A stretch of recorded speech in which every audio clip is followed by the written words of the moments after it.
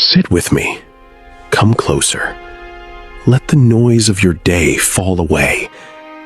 Today, remember this rule. Victory is never final.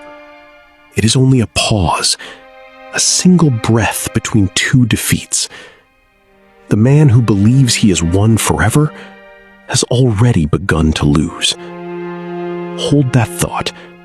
Press it into your mind like a seal into warm wax, because the story I am about to tell you proves it.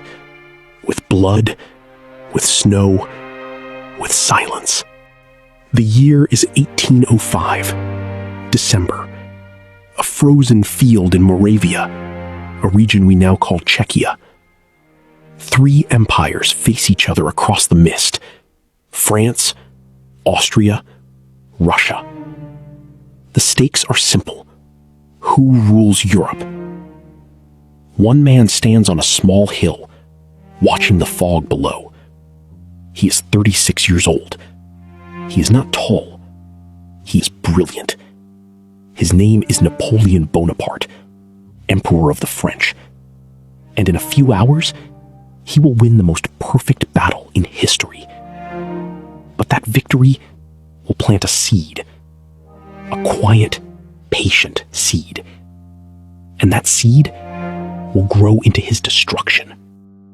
The morning of December 2nd is cold. The fog is thick. Napoleon cannot see the enemy. The enemy cannot see him. But Napoleon knows something they do not. He has studied this ground for days. He knows the hills. He knows the frozen lakes. He knows where the sun will break through the clouds. He sets a trap. He makes his right side look weak. He leaves it almost empty. The Austrians and Russians see the weakness. They attack it. They pour thousands of soldiers toward that side. They think they are winning. But Napoleon planned this. He wanted them to move. He wanted them to stretch, to overextend, to pull their lines too thin, too far apart. And when their center is empty, when their army is split in two, Napoleon strikes. He sends his hidden troops into the gap. The center breaks. The enemy army is cut in half. The sun rises. The fog lifts. Napoleon watches from his hill. Below him, two armies destroy each other in the golden light. The Austrians retreat. The Russians run. The frozen lakes crack under the weight of fleeing soldiers. By nightfall, it is over. Napoleon has won. Completely. Perfectly. The Austrian emperor asks for peace. The Russian Tsar rides away in silence. Napoleon stands alone on the battlefield, surrounded by smoke and stillness. He is the master of Europe. No one can stop him. No one dares to try. Ask yourself, when you win everything, when no one can challenge you, do you become stronger, or do you become blind? He did not know it yet, but that perfect victory at Austerlitz was the last truly good day of his life. Everything after it was a slow fall, a long, quiet slide into darkness. And the worst part? He would not see it coming, not for a long time. After Austerlitz, Napoleon rebuilds Europe. He draws new borders on maps. He dissolves old kingdoms. He creates new ones. He places his brothers on thrones. Joseph becomes king of Naples, then king of Spain. Louis becomes king of Holland. Jerome becomes king of Westphalia, a new kingdom Napoleon invents just for him. He writes laws, the Napoleonic Code, a single set of rules for all of France. No more different laws for different regions. One law, one system. It is, in many ways, a gift to the future. Many countries still use versions of it today. He builds roads. He builds schools. He builds monuments. Paris grows. Europe bends to his will. At his court, he wears purple and gold. He sits on a throne. Painters paint him. Sculptors sculpt him. He is everywhere, in every capital, in every conversation, in every fear. But here is the thing about a man who controls everything. He must also watch everything. Every letter, every alliance, every whisper. He cannot rest. He cannot trust. His generals smile at him, but he watches their eyes. His brothers sit on thrones, but he watches their hands. He is the most powerful man in the world, and he is completely alone. He tells himself it is fine. He tells himself this is what victory looks like. A quiet room, a heavy crown, a map with no empty spaces left to conquer.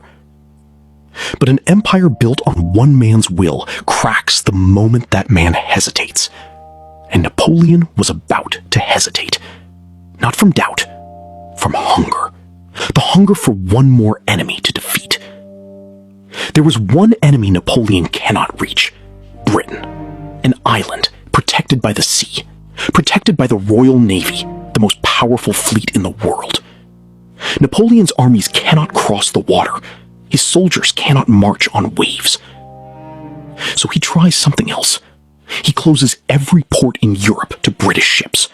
No trade, no commerce, no British cloth, no British sugar, no British iron. He calls it the Continental System, a giant economic blockade against one island. But the system fails. Smugglers carry British goods through hidden channels. Merchants lose money. People grow angry. Napoleon's allies resent him.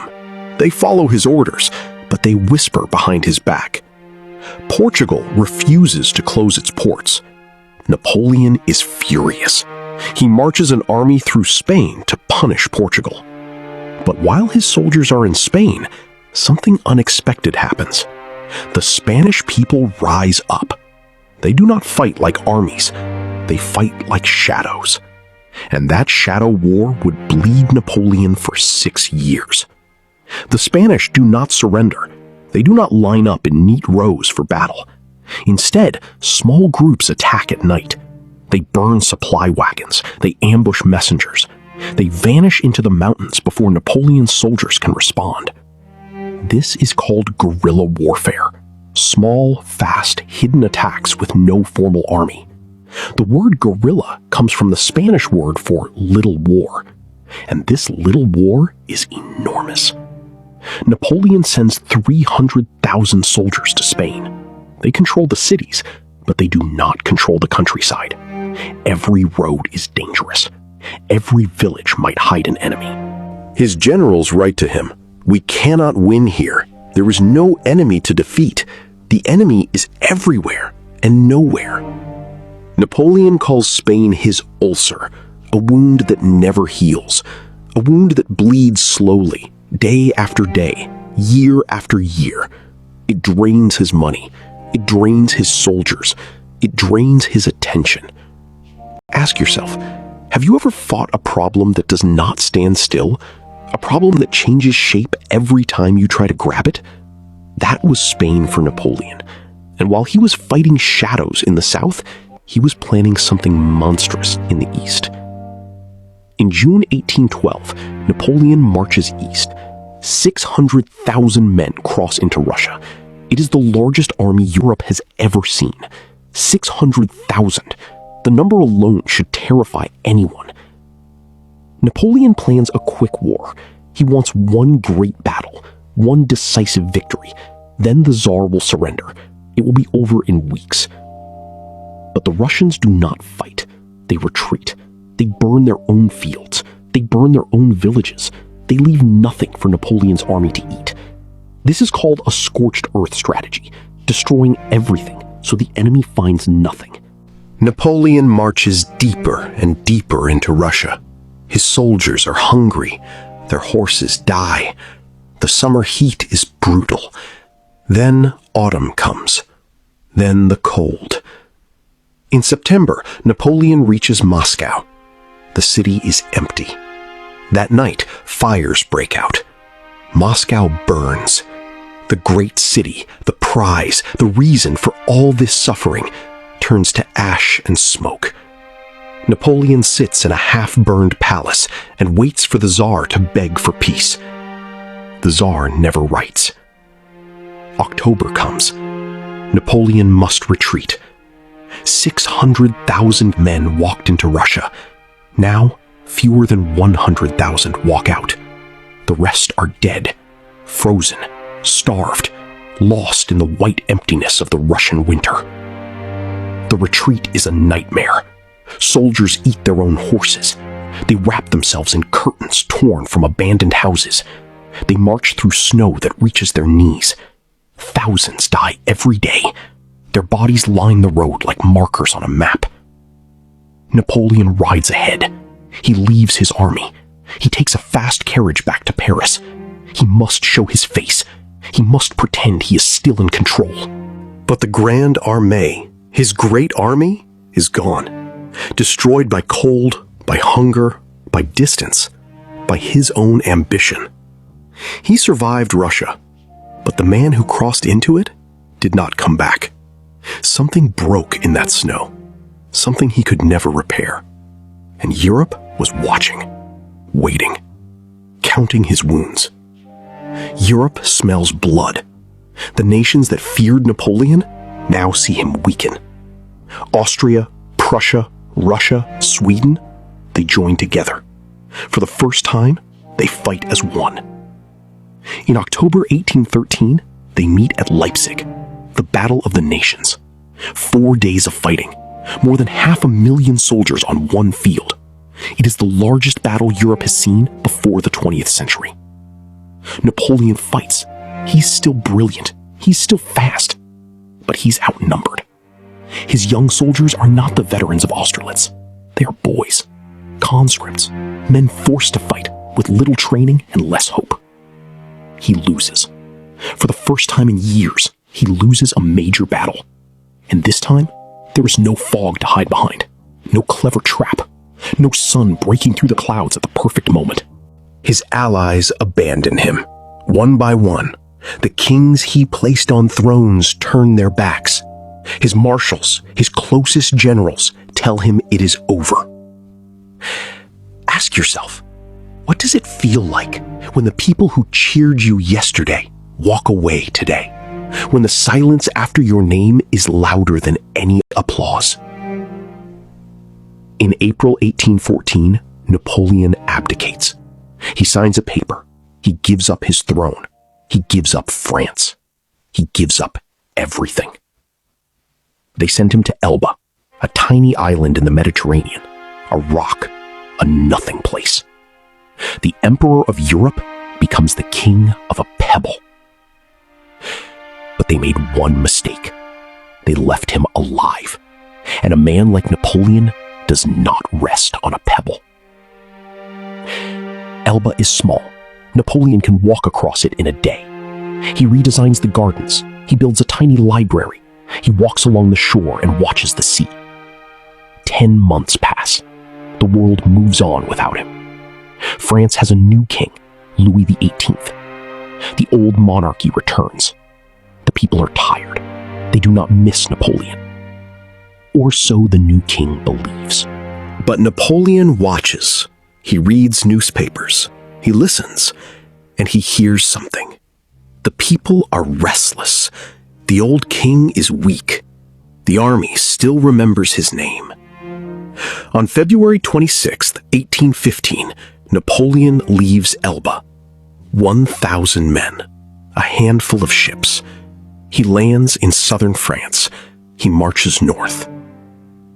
The king sends soldiers to stop him. They meet Napoleon on the road. He walks toward them alone. No weapon, no guard. He opens his coat and says, "If any man would shoot his emperor, here I am." No one fires. The soldiers join him, town by town, regiment by regiment. By the time he reaches Paris, he has an army again. The king flees in the night. Napoleon walks back into his palace. 100 days. That is all he will have. And the nations of Europe are already marching toward him. June 18th, 1815. A field south of Brussels. The ground is wet from rain. The The mud is thick. Napoleon faces the Duke of Wellington and the British-Dutch army. Behind Wellington, the Prussians are coming. Napoleon knows this. He must win before they arrive. He attacks, wave after wave, cavalry charges, cannon fire. The ground shakes. Men fall in rows. The battle is close, desperate. For hours, neither side breaks. Then, the Prussians arrive. They hit Napoleon's right flank. His lines bend. His soldiers look behind them. They see new enemies. The courage drains out of them like water from a broken cup. Napoleon sends his last reserve, the Old Guard, his best soldiers, veterans of 20 years. They march forward in perfect formation. The enemy fires. The Guard falters. The Guard retreats. The Guard has never retreated, not once, not in 20 years. When the soldiers see the Guard fall back, something breaks. Not in the enemy, in them, in Napoleon's own army. They run. The word passes through the ranks. La Garde recule. The Guard retreats. And the Grand Army dissolves, like smoke, like a dream at dawn. Napoleon rides back to Paris. He has no army, no allies, no time. He abdicates again. This time, there is no island in the Mediterranean. They send him to St. Helena, a rock in the middle of the Atlantic, thousands of miles from Europe, from France, from everything he built. He will die there, 6 years later, alone, in a damp house, watching the ocean. Here is the rule. Rule number 13. Victory is never final. It is a pause, a breath, a moment of sunlight before the storm returns. Napoleon won Austerlitz. He won Italy. He won Egypt. He won 100 battles. And in the end, he won nothing. He died on a rock, watching the sea, with no army, no throne, no empire. Just silence. Just the sound of waves on stone. Every triumph carries the seed of the next fall. The higher you climb, the longer the shadow. Napoleon believed he was the exception. He believed his victories were permanent. They were not. None of them were. Remember that. The next time you win, the next time everything goes right, enjoy it. But do not believe it will last. It never does. That's the story. I don't judge. I just teach.